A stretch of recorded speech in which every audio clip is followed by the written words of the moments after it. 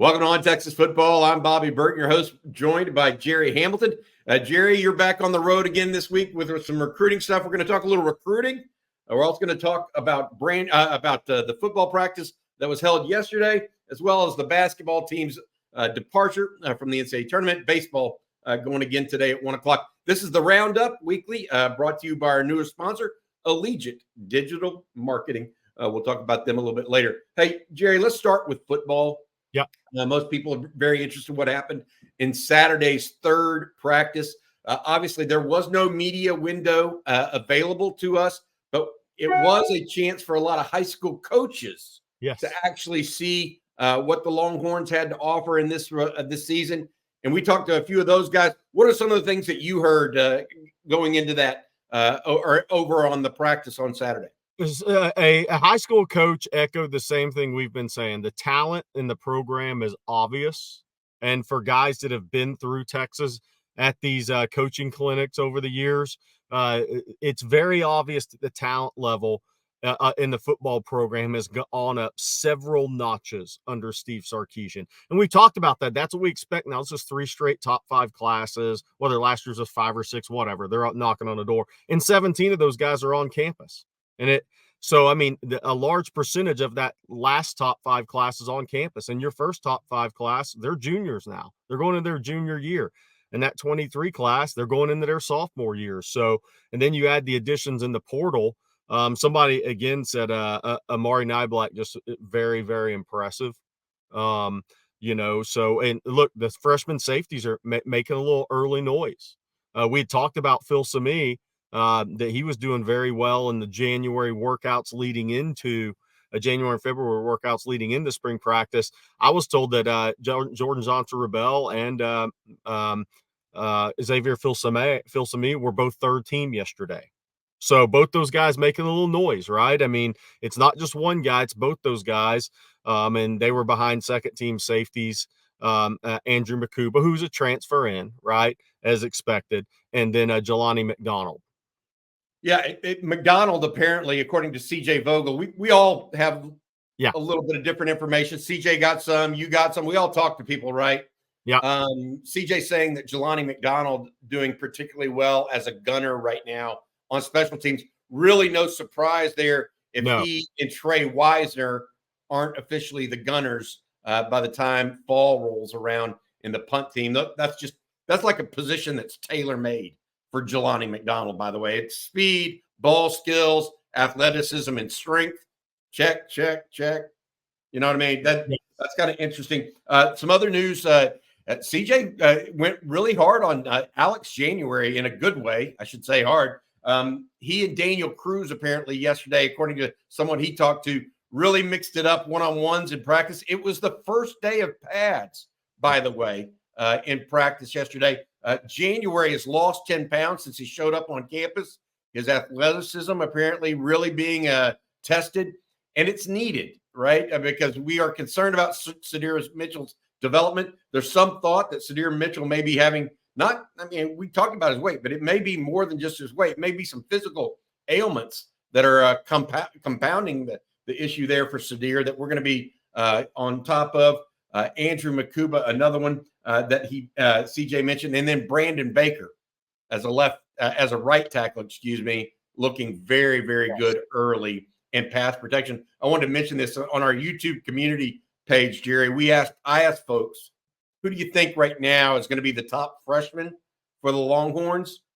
2 guys, both in the 40% range: Ryan Wingo, the wide receiver, and Colin Simmons, the edge.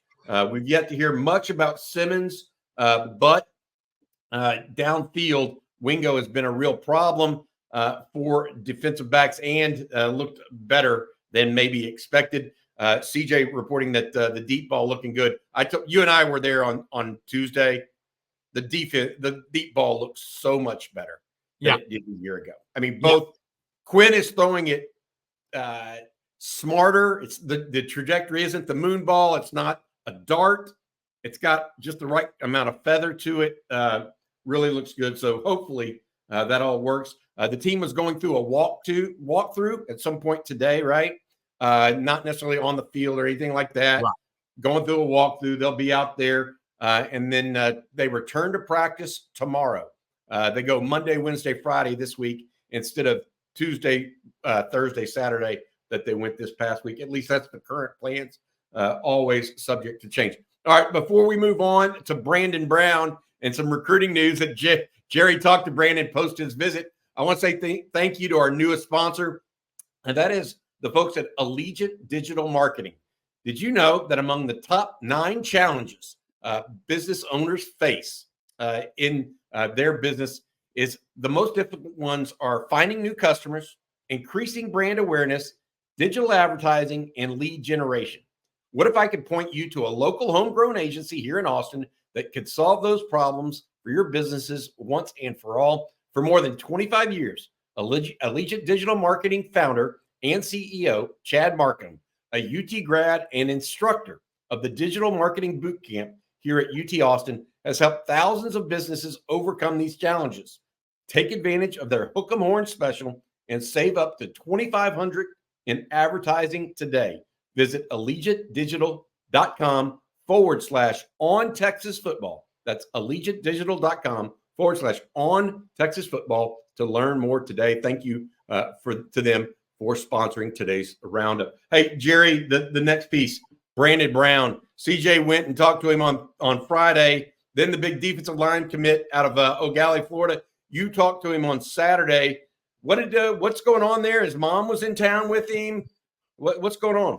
I actually spoke with his mom after Saturday morning. CJ had spoken with Brandon. I spoke with his mom just to get a different perspective.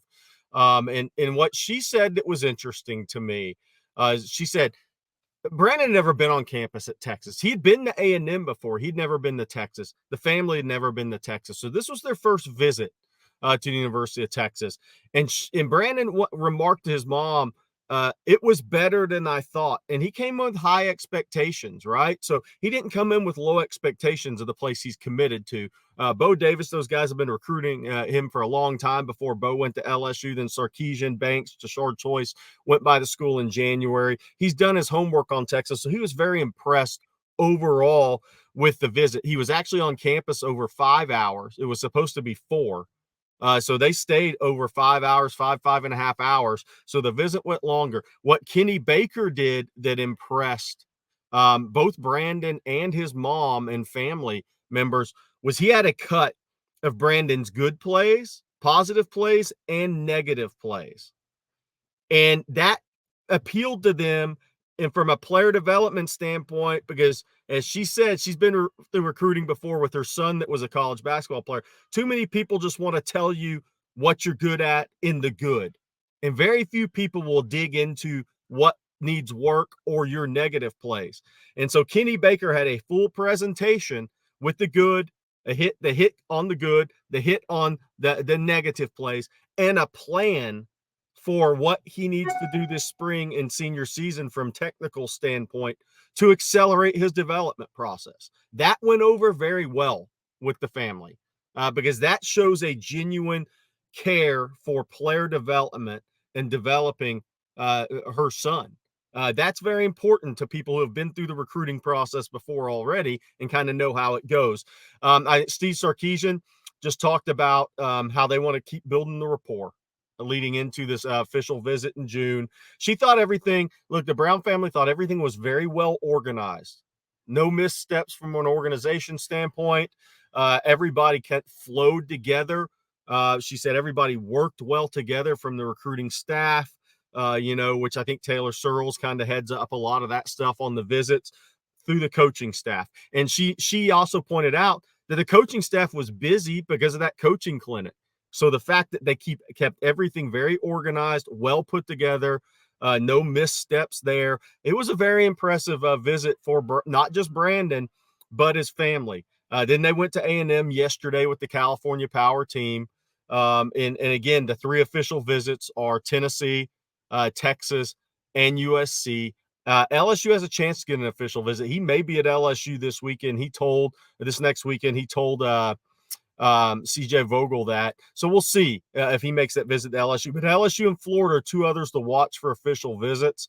I still think while USC's in the picture, I'll still be surprised if Brandon doesn't play in the SEC. Yeah, that makes sense. I think that it's out of all the things you said there. Yes, Texas wants Brandon Brown to stay committed and all this other stuff, but probably the most promising thing you said from a Texas standpoint was how Kenny Baker, the defensive line coach, was received.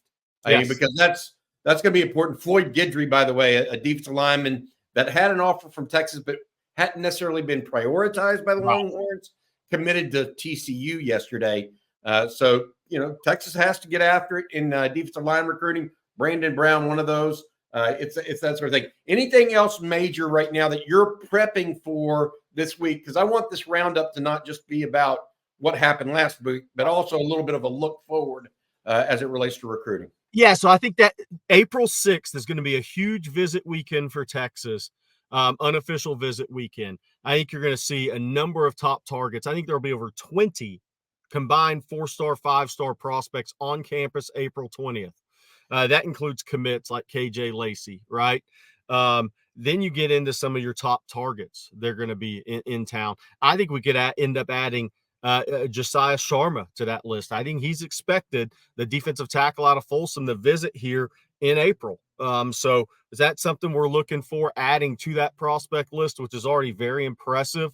I do think Jordan Davison, another thing, Jordan Davison hasn't put out his official visit dates yet, but I do believe June 21st through 23rd is when he'll make his official visit to Texas. We'll wait for Jordan to make that official, but I do think Jordan Davison will be on campus for his official visit June 21st through 23rd. Will he be in town for the spring game as well with Marcus Harris, a teammate at Mater Dei? That's on the table as well, but the official visit date, June 21st through 23rd, is what we expect. Another thing was I think state of California, Bobby, is very interesting. Texas is even more so than they were in past classes with the addition of Johnny Nansen, who's recruited the state for years, whether it be at USC or UCLA or Arizona, right? Texas or Washington with Sark. Or Washington. Texas is doing extremely well in California. And we could probably get into the reasons, some of the reasons for that on another show, but it could be UCLA and USC moving to the Big Ten. That's not going to appeal to some kids. Texas moving to the SEC will appeal to some kids, right? And Texas is now the closest SEC program to California. I mean, so think about that from a Southern California perspective. But Hayden Lowe, the edge out of Oaks Christian and Westlake Village, he has 2 visits coming up to Texas, April 6th and a June 14th through 16th official visit. Texas is doing well with Matai Tongae. I didn't pronounce that last name right, the linebacker out of San Clemente. Texas is doing well with him. See if they get Josiah Sharma on campus. 2026 quarterback Troy Hoon is visiting on April 6th. So one of the top 2 quarterbacks on the board is visiting. Texas is doing very well in the state of California. And I think we're going to see that continue to be a pattern with the way this staff has been built by Sark. They're built for Southeast region recruiting, and they're built for state of California and state of Arizona recruiting. Yeah, they really are, because look, I mean, you mentioned Nansen, he's always been a plus recruiter wherever he's been. So that's one of his things. But Chris Jackson is from Mater Dei. Yes. And this is now his second year getting going. You know what I mean? So a lot, and then of course you have Sark himself as well as Jeff Banks. Banks also with the ties in Arizona. All of those things. PK's recruited the West Coast for years. It's a strong, and it's funny how timing works out, isn't it, Bobby? With USC and UCLA and Oregon moving to the Big Ten and Texas moving to the SEC, it's a great time for Texas to be on the up with a lot of connections in the state of California. Okay, let's talk next about basketball. The basketball team got bounced yesterday from the NCAA tournament. It was not a pretty game, although it was a tight game, Jerry. Down the stretch in particular, Texas showed a lot of fight, losing 62-58. But Rick Barnes, I mean, he has a history of making games look ugly. That's how Rick Barnes wins. Him and Kelvin Sampson. Longhorns on Saturday night. Yeah, Barnes and Kelvin Sampson do as good a job as anybody in college basketball of playing a rugged, rough game, trying to really kind of bully you physically. And that's on the perimeter and in the post. And so Tennessee was a better team than Texas. Sure, I think the thing that made this loss really tough is Tennessee had an off night shooting. Yes, Texas played really good defense, but Tennessee had more clean looks than Texas did. They just had an off night. Dalton Knecht and Ziegler were 2 of 16 from 3 combined. And that wasn't just great defense by Texas. Tennessee had a lot of looks that they just did not connect on. So the score is a little misleading in that. And Texas played hard. They played good defensively. But, you can't, Bobby, of all the games that were played yesterday in the NCAA tournament, Texas had the most turnovers. They had 17 turnovers.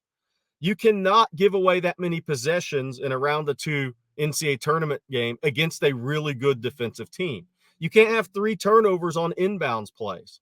Tyrese Hunter had 3 turnovers, should have had 4 on inbounds passes. He traveled on an inbounds pass for the second year in a row in the NCAA tournament. He did it against Miami last year when Miami was on one of those runs. And those are just, you can't give away that many possessions against a really good defensive team and truly expect to win. I mean, if you just look at basketball, that doesn't happen. So from that standpoint, that was very disappointing for me, is because it was unforced turnovers. Yes, Tennessee is good defensively. Yes, Ziegler's a pest. But if you go back and watch the tape, 12 or 13 of those 17 turnovers are unforced. So self-inflicted wounds in a round of 32 game against a team that's really good on defense already. And really the way they transpired in the first half got you behind the 8 ball in the game. So you had to make a mad push just to get back into it and have a chance to win it. But look, I mean, I thought it was just an ugly game for Texas last night. There's no way around it. You can't turn the ball over 17 times, 3 of them on inbounds passes, and 1 with a travel. I mean, and really expect to come out on top in that game. Going to be interesting what happens with the Longhorns next year. Brock Cunningham leaves his time at the University of Texas as the winningest basketball player in university history. Congratulations to him. I know he had the extra COVID year and all that stuff, but still his dad, Ed, played at Texas in football. Yeah. Just, Longhorn family through and through. Wish he would have ended up a little bit better, but hey, hats off to him. All right, before we go any further, we do want to talk a little baseball and then finish up with a football note as well. We want to say thank you to Allegiant Digital Marketing. Are you a business owner who struggles with the following? Finding new customers, consistent leads, finding marketing services to promote your business that actually work. Founder and CEO Chad Markham with Allegiant Digital Marketing, an Austin-based advertising agency, has helped thousands of business owners just like you for more than 25 years conquer these same challenges. So if you're ready to start making money in your business and grow with confidence, visit allegiantdigital.com/ontexasfootball. Give it a try and get a free marketing plan. Plus, you can save up to $2,500 in advertising with their Hook 'em Horns special today. That's allegiantdigital.com/ontexasfootball. Remember, Chad is a UT grad and instructor of the Digital Marketing Boot Camp at UT Austin. Thanks, Chad, and your team for your sponsorship of On Texas Football. Sounds pretty cool when a marketing group is actually sponsoring us. That's pretty cool. That's I got to say that. I appreciate that. He's also a big Longhorn fan as well. So I think that's part of it. But it is really nice. Again, allegiantdigital.com/ontexasfootball. All right, Jerry, baseball, real quick before we get back to football to finish it out. Baseball is 1-1 in the series with Baylor, 3-2 overall now in Big 12 play. They lost a heartbreaker on Friday in extra innings to Baylor 4-3. They beat the tar out of Baylor on Saturday 10-2. Today is the rubber match. We'll see exactly where that ends up, but that could have a bearing right now on where we think Texas ends up in the Big 12 rankings headed into the meat of their schedule beginning next week. Also, in football, I wanted to mention Monday, Wednesday, Friday, we believe, for the team to work out. Right now, no media availability, but we do expect to get some word here and there about what's going on. Jerry, my question for you is this. Immediate takeaways the first week of spring practice. Immediate takeaways for you. From what I'm hearing, the offensive line is really ahead of where they were last spring at this time. And that shouldn't be a surprise necessarily. Kelvin Banks in that class of 2022, they're in year 3. Jake Majors, year 5, right? Hayden Connor, been with the program a long time. The 23 class, of guys. Those guys are now a year into the program almost, right? So it shouldn't be a surprise. Brandon Baker's really looking good at right tackle. He's going to push Kojo. But we've heard it multiple times that the offensive line is ahead of where they were last spring. That's a very good sign for the Texas team this year, because that should be a strength of this team too. A lot of experience, a lot of talent, a lot of quality depth. So that's a great first week takeaway for me because of how important it is protecting Quinn, opening up this offense for Steve Sarkisian fully. If offensive line plays at a high level, obviously that's really good news for Quinn. That's really good news for Sarkisian. Continue to hear Amari Niblack is very explosive at the tight end position and could unlock some things in the passing game. Even Jatavion Sanders did not. Continue to hear the running back depth is very impressive on the 40 acres right now. In the safety position appears to be much improved from a year ago, just from an athleticism and depth standpoint. So those are three big takeaways right now. Yeah, mine's the receiver group. Yeah. I think that there's more depth there than we even thought going in. With the addition of Ryan Wingo, Aaron Butler has looked good immediately. And then, frankly, DeAndre Moore. I talked with Brian Irwin about this yesterday, Jerry, Coach Brian Irwin, and the idea that DeAndre Moore has been the first person to practice a couple days. He's not going quietly into that good night. You know what I mean? He's going to fight a little bit, and he's so talented. It's going to be interesting who finds the ball there on offense. The other thing I would add is the development of Quinn Ewers on Wednesday at that pro day, Jerry. You and I were both there. Legit. He looked like it's not so much. He's always had that level of talent. But to be that consistent is a different level for him, in my opinion. Yeah. Not a lot of it was a thing. So, all right, that's going to do it for the roundup. We got a lot of stuff going on. We'll be back today. Me, Jerry, as well as Rod Babers for the live stream at 7:00. Please join us for that. Get your questions in. Get your questions in. Talk whatever you want to talk. Mostly Longhorn football. All right. For Gerry Hamilton, I'm Bobby Burton. Thank you again to allegiantedigital.com/ontexasfootball. Visit them when you get a chance for $2,500 worth of free advertising. That's Elite Digital Marketing or allegiantedigital.com/ontexasfootball. Jerry, you have a good one, man. I'll see you tonight at 7. All right, guys, hook 'em.